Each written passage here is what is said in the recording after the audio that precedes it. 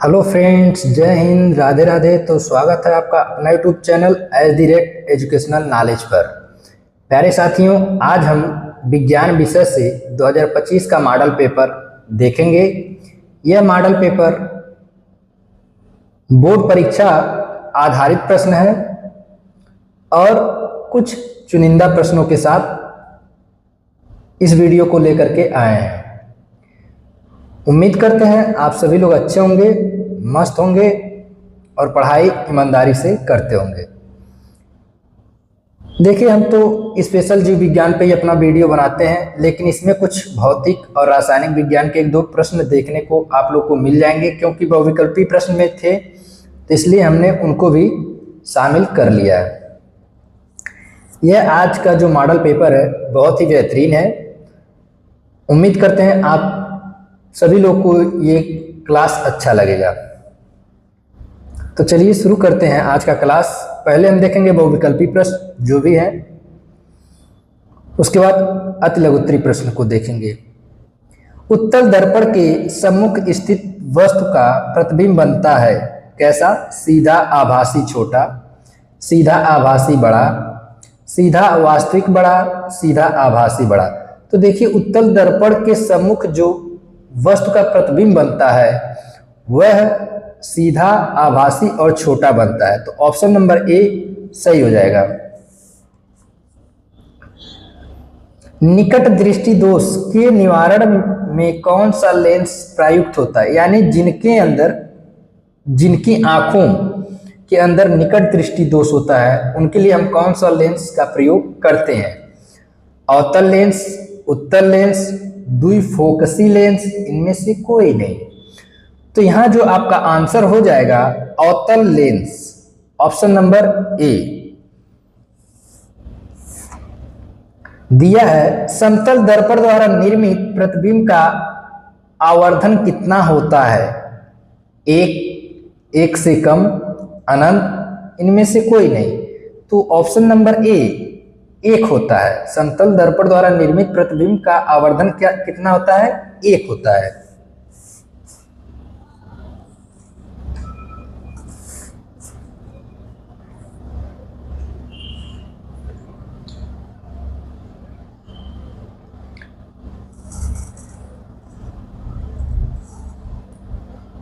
प्रश्न दिया है, जब श्वेत प्रकाश कांच के प्रिज्म से गुजरता है तो प्रिज्म के आधार की ओर सबसे कम झुकी प्रकाश किरण का रंग होता है कैसा होता है? नीला, लाल, हरा, बैगनी।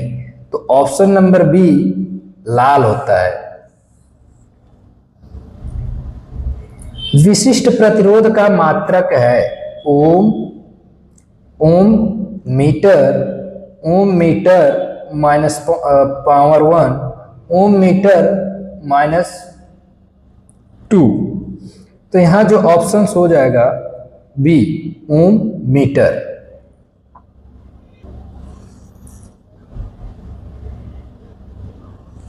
अगला प्रश्न देखेंगे, विद्युत हीटर का फिलामेंट तंतु बना होता है।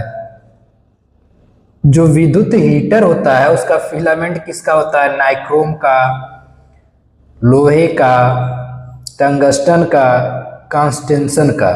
तो ऑप्शन नंबर ए नाइक्रोम का बना होता है।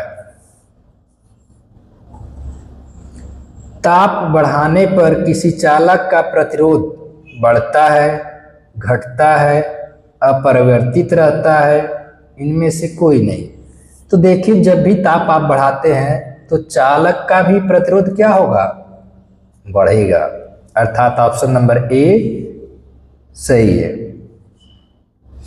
प्रोपेन का रासायनिक सूत्र है CH4 C3H8 C4H10 C2H6। तो ऑप्शन नंबर बी C3H8 हो जाएगा। आप लोग हमें कमेंट सेक्शन में चूने का और सिंदूर का सूत्र लिख करके आंसर दीजिए। हाइड्रा में प्रजनन होता है मुकुलन द्वारा, विखंडन द्वारा, खंडन द्वारा, कायिक प्रवर्धन द्वारा। जो भी हमारे प्यारे साथी अगर बायो का क्लास मेरा लिए हैं वह बायो का कुछ भी प्रश्न बाहर से नहीं देखेंगे, मिलता जुलता एक प्रश्न बनाया गया है। तो मुकुलन द्वारा। पायरुवेट के विखंडन की प्रक्रिया संपन्न होती है कोशिका द्रव्य में, माइटोकॉन्ड्रिया में, हरित लवक में, केंद्रक में। तो कहाँ होती है? माइटोकॉन्ड्रिया में। देखिए जो भी प्यारे साथी हमारे चैनल से जुड़े हैं वह निरंतर वीडियो को देखते रहें और अपने दोस्तों में शेयर करते रहें, क्योंकि देखिए जो भी कंटेंट हम लेकर के आ रहे हैं ना, आप खुद गाइड से, नोटबुक से मिलाएंगे तो कुछ जरूर यूनिक मिलेगा। तो अगर कुछ यूनिक सीखना है तो हमारे चैनल से जुड़ने के लिए चैनल को सब्सक्राइब करें, अपने दोस्तों को भी शेयर करें और ढेर सारा आपको नॉलेज यहाँ से मिलेगा। मनुष्य में वृक्क किस तंत्र से संबंधित है? पोषण, श्वसन, उत्सर्जन, परिवहन। तो देखिए मनुष्य में जो वृक्क होता है वह उत्सर्जन के लिए होता है। किसके लिए? उत्सर्जन के लिए। Option number C. मेंडल ने प्रारंभिक शिक्षा प्राप्त की थी मंदिर में, स्कूल में, गुरुकुल में, गिरजाघर में। तो उनका जो प्रारंभिक शिक्षा था वो कहाँ से हुआ था? गिरजाघर में। अगला प्रश्न, मादा जनन तंत्र के किस भाग में लूप स्थापित किया जाता है? अंडाशय में, अंडवाहिनी में, गर्भाशय में, योनि में। तो ये हो जाता है गर्भाशय में।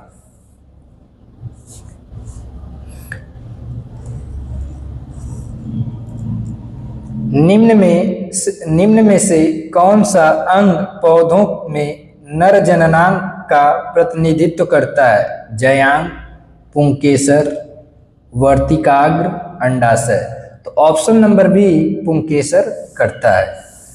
अब यहाँ से हमारे अति लघुत्तरी प्रश्न शुरू होते हैं। ये प्रश्न परीक्षा की दृष्टि से ही बनाए गए हैं, तो आप लोग बड़े ध्यान से देखेंगे और वीडियो को पूरा देखेंगे। पीएच मान क्या है? आप लोग सुने होंगे पीएच वैल्यू, तो उसी के बारे में यहाँ जिक्र किया गया है। पीएच मान किसी पदार्थ की अम्लीयता या क्षारीयता को मापने का पैमाना है। पीएच मान 0 से 14 के बीच में होता है। 7 पीएच मान तटस्थ होता है। 7 से कम पीएच मान अम्लीय होता है और 7 से ज़्यादा पीएच मान क्षारीय होता है। तो देखिए अम्लीय और क्षारीय ये दो चीज़ ध्यान रखिएगा। जब 7 से कम होता है तो वह अम्लीय होता है और जब 7 से अधिक होता है तो क्षारीय होता है। कुछ और भी फैक्ट जानते हैं इनके बारे में। पीएच मान से पता चलता है कि कोई पदार्थ अम्लीय या क्षारीय है।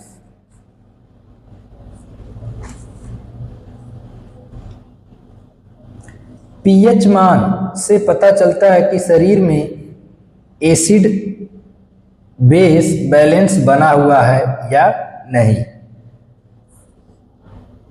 सॉरी, एक लाइन छूट गया। पीएच मान से पता चलता है कि कोई पदार्थ अम्लीय है या क्षारीय है।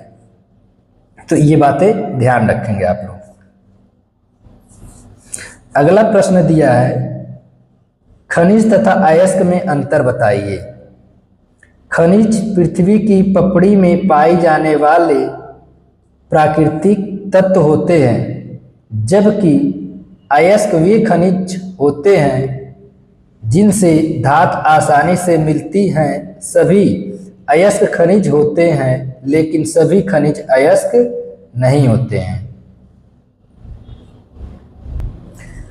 खनिज और अयस्क में अंतर भी देख लेते हैं। खनिज पृथ्वी के गर्भ में पाए जाते हैं। अयस्क वे खनिज होते हैं जिनसे धातु आसानी से और कम लागत में मिलती है। अयस्क की एक सुपरिभाषित संरचना होती है। खनिज समाप्त होने योग्य होते हैं। भोजन के पाचन में लार की क्या भूमिका है? बहुत ध्यान से देखेंगे, ये कई बार पूछा भी गया है प्रश्न और बोर्ड परीक्षा में आने की ज्यादा संभावनाएं भी होती हैं। भोजन के पाचन में लार की भूमिका बहुत अहम होती है। लार भोजन को गीला करता है और चिकना बनाता है, जिससे उसे निगलना आसान होता है। ये तो लार का कार्य हो गया। लार में मौजूद एंजाइम भोजन में मौजूद स्टार्च को शर्करा में तोड़ता है। इस तरह भोजन को पाचन मुंह से ही शुरू हो जाता है, अर्थात भोजन का पाचन कहां से शुरू होता है? मुख से। लार के बारे में कुछ और बातें। लार मुख्य रूप से पानी होता है, यानी लिक्विड फॉर्म में। लार में कई प्रोटीन और अन्य पदार्थ भी होते हैं। लार ग्रंथियां मुख के अंदर मौजूद होती हैं। लार में मौजूद एंजाइम टाइलेन स्टार्च को मल्टोज नामक सरल शर्करा में तोड़ता है। लार दांतों की सुरक्षा करता है। लार मुंह और शरीर को स्वस्थ रखने में मदद करता है। तो ये कुछ फैक्ट थे जो आप लोग याद कर लेंगे, क्योंकि ये क्वेश्चंस बार बार परीक्षा में पूछा गया है और आने की भी संभावनाएं हैं। अगला प्रश्न, ओजोन परत हमारे लिए क्यों महत्वपूर्ण है? पहले आप लोग ये बताएंगे कि ओजोन दिवस किस तिथि को मनाया जाता है। कमेंट सेक्शन में आंसर जरूर दीजिए। ओजोन पर एक अदृश्य ढाल के रूप में कार्य करती हैं और हमें सूर्य से आने वाली हानिकारक पराबैंगनी विकिरण से बचाती हैं। ओजोन परत को पृथ्वी का कवच माना जाता है। ओजोन परत समताप मंडल में होती है, यानी हमारे टोटल 5 मंडल होते हैं। कौन कौन? क्षोभ मंडल, मध्य मंडल, समताप मंडल, आयन मंडल और बहिर्मंडल। यानी वायुमंडल ये मंडलों को हम 5 भागों में बांटते हैं। तो जो हमारा ओजोन परत होता है वह किस मंडल में होता है? समताप मंडल में।